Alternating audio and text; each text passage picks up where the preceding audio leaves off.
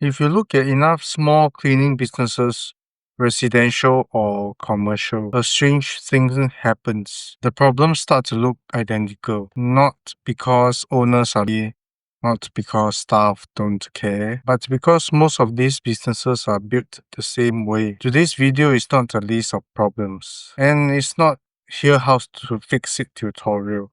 Instead, I want to show you the pattern behind the chaos based on industry research and why the same issues keep showing up, no matter the city or company size. Let's start with what research consistently shows about small cleaning operations. Across industry reports from cleaning industry associations, small business operations surveys, and operational studies referenced by platforms like Perplexity and Trade Publications. The same operational friction points keep appearing, not as bullet points, but as a daily experience. A typical day looks like this. Inquiries coming through phone calls and email. Schedules change last minute because clients reschedule or cleaners fall sick. The owner becomes the coordinator, confirming jobs, reassigning staff, answering questions. Follow-ups and admin get pushed to the evening after operations end. This isn't a story about one business. It's a composite pattern documented repeatedly in the industry, and importantly, demand is usually not the problem. Most research shows cleaning demand is steady. Referrals and repeat clients are common. The bottleneck is internal operations, not lead generation. That's the first clue. Here's the key insight that comes up again and again in operational research. These are not cleaning problems. They are coordination problems.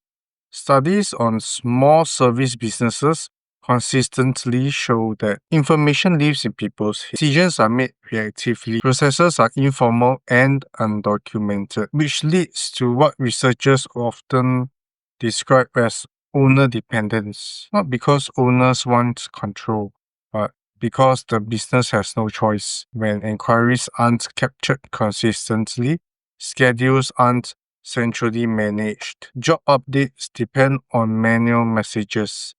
The owner becomes the system, and once the owner becomes the system, growth increases stress instead of leverage.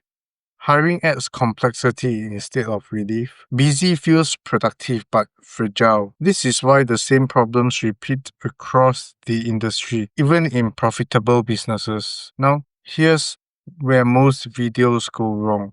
They jump straight into tools, apps, software. Here's what you should install. But research on operations improvement shows something simpler. The real transformation is not automation. It's moving from human managed flow to system managed flow. When cleaning businesses make this shift, studies consistently show three outcomes. Inquiries stop being free. Requests are captured the same way every time, regardless of timing. Schedules stop collapsing under change. Changes are absorbed by the system, not patched manually by the owner stops being the bottleneck. Decisions become structured, not reactive. Notice what I didn't say here. I didn't mention AI. I didn't talk about any tools, and I'm not mentioning about any platforms. Because tools come after clarity. The transformation is operational, not technical. This matters.